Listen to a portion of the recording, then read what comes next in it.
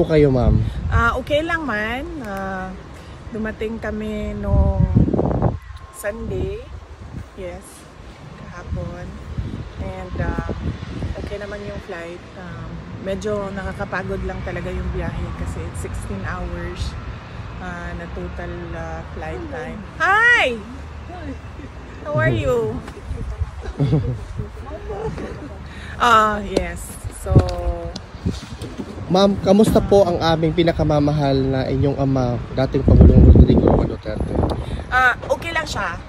Very good mood today.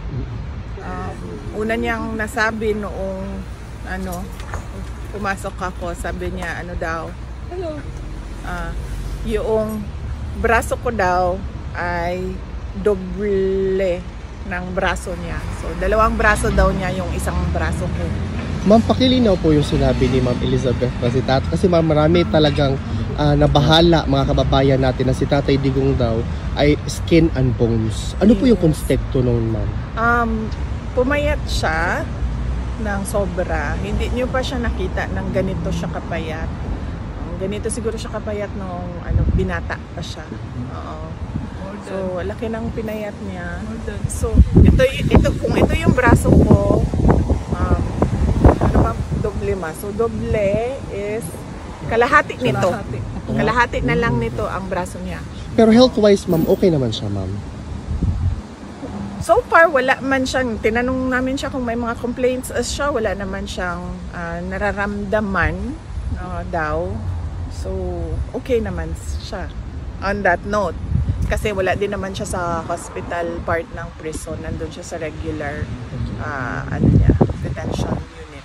Kasi lahat ng mga Pilipino, ma'am, talagang nagdadasal para sa speedy recovery ni PRRD kasi we are definitely more than willing to welcome him sa outside world. Oh yes, oo.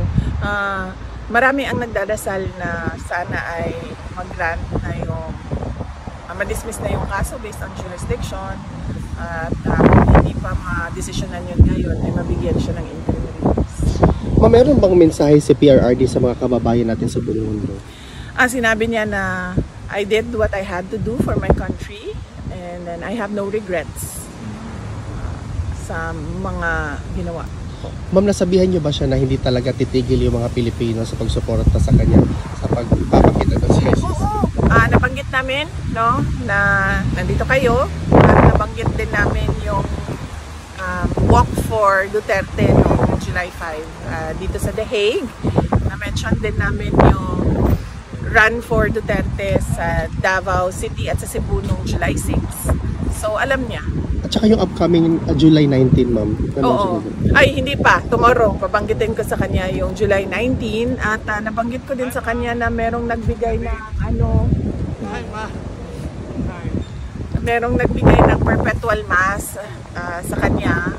So, araw-araw merong nagdadasal para sa kanya. Ma'am, meron po kayong message sa lahat ng mga kababayan natin sumusuporta? Unang-una, syempre, ang mensahe ng pagpapasalamat. So, lagi paulit-ulit yung pagpapasalamat namin sa ating mga kababayan sa buong mundo sa pagpapakita nila ng suporta at pagmamahal kay dating Pangulong Rodrigo Duterte. At naiintindihan namin yung pag-aalala nila dahil yun din yung pag-aalala namin dahil sa kanyang edad, dahil sa kanyang health.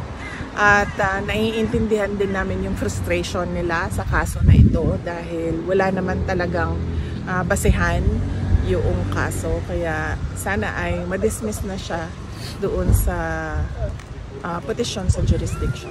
Ma'am, on another note, ano po yung opinion nyo sa sinabi ni Senator Zubiri na yung impeachment complaint against you is a witch hunt pala?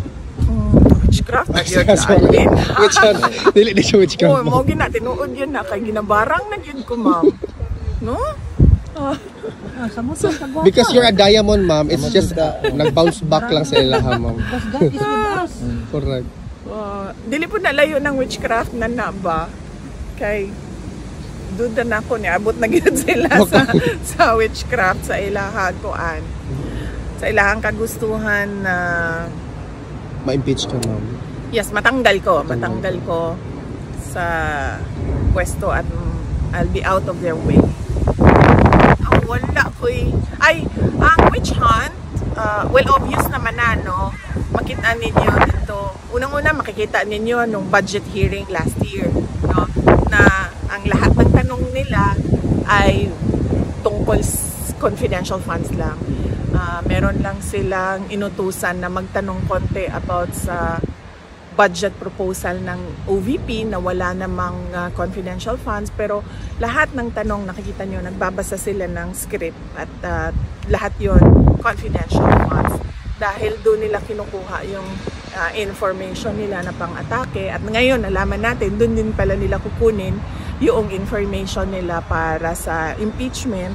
At kung maalala ninyo, ang presiding member ng House noon ay si Congresswoman Stella Kimbo, at sinabi niya talaga on record na let's stick to our plan. Klaro yun. Ang sunod doon, kung nakikita ninyo, ay yung pagkuha nila sa confidential records, no? Sa Commission on Audit.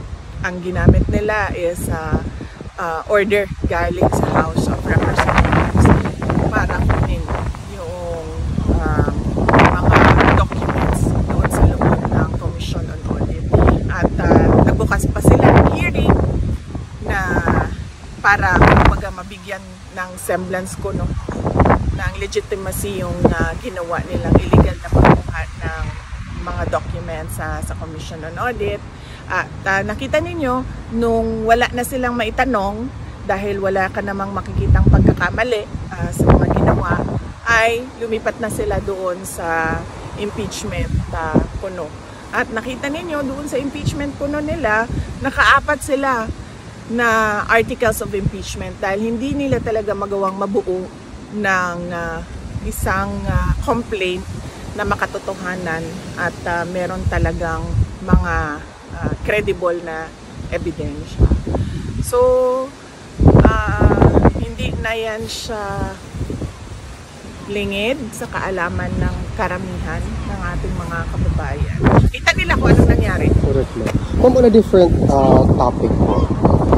Okay lang. Ano ma'am, my question kasi is that tinanong ko kay Attorney Kaufman ano ang reaction niya sa sinabi ni Secretary of Justice Remulla na allegedly na-destroy na yung evidence kaya hindi na sila makapag-file doon sa local court sa Pilipinas and they're ceding the issue or the situation dito sa ICC. Sinabi ni Attorney Kaufman po na as far as destroying evidence is concerned, wala pong ginawa si PRRD because that is a criminal offense.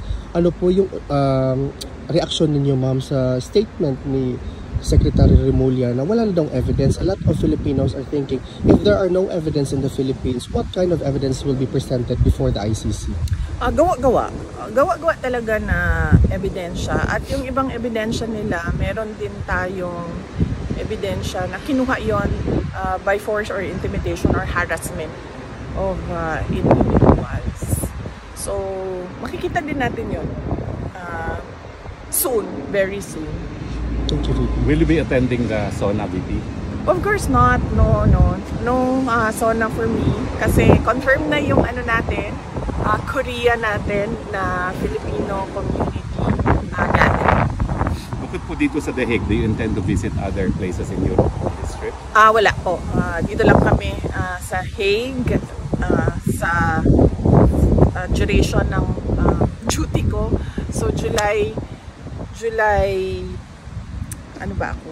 Kailan ako dumating? July 5 hanggang July 23 yung sa akin. And then, darating sa susunod si Hanilet. So actually, dito po kayo sa SONA, no? You will be here.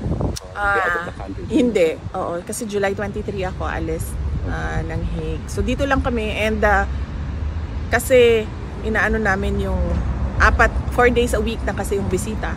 So, minamaximize namin yung grant ng detention unit na 4 times a week pwede bumisita. Your reaction po na gobyerno ng Pilipinas ang gagastos para sa 4 na witnesses by way of cooperating with the ICC?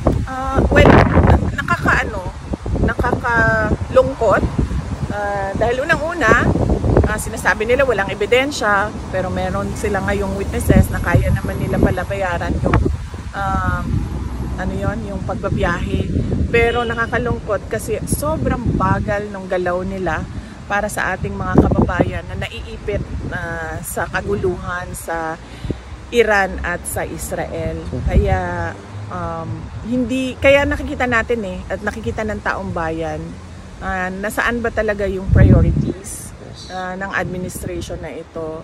Apparently puro politika lang yung paninira sa politika lang yung kanilang prioridad at hindi yung mga mamamayan. Ma'am, on a different parang susundan ko yung question, ma'am, by the way. Sinabi po ni President President Marcos na i-stop na daw po natin yung pamumulitika at it's now time for us to work. Siguro tumingin siya sa salamin, no? Pag sinasabi niya yung stop na ang pamumulitika kasi sila yung namumulitika. Ang ginagawa lang namin lahat ay sumasagot kami, di ba? Attorney Harry Roque, ikaw isang biktima ka din. Dahil you are known to be an ally and a very close lawyer of President Duterte. So, wala naman kaming ginagawang atake. Ang sa amin lahat ay sagot at depensa. So, sila ang tumigil at sila yung nasa administrasyon, sila yung tumigil at sila yung tumutok sa kung ano yung dapat na ibigay para sa taong bayan. Yung special affirmative defenses po sa impeachment, no, yung hindi pwede mag-carry over at saka barred na impeachment complaint. How confident are you that the Senate will resolve that first before hearing the individual articles of impeachment? Paniwala ko naman, madami sa kanila ang abogado doon and syempre yung iba ay supported by lawyers as well. Unahin muna nila yon pagdesisyon doon sa question ng validity ng court complaints and yung crossover ng trial from the 19th to the 20th Congress. Yung notice of disallowance po sa fourth quarter ng confidential fund na pending appeal, wala pa pong resolution ng appeal nila ron? Wala pa kaming i-check ko sa Office of the Vice President. Thank you, ma'am. Okay. Well, I know you've answered it already, but Tatay Digong, how is he? So si PRD, kanina ipa-expound kung ano yung skin and bones, payat siya at sobrang payat niya na hindi nyo pa siya nakita na ganito kapayat.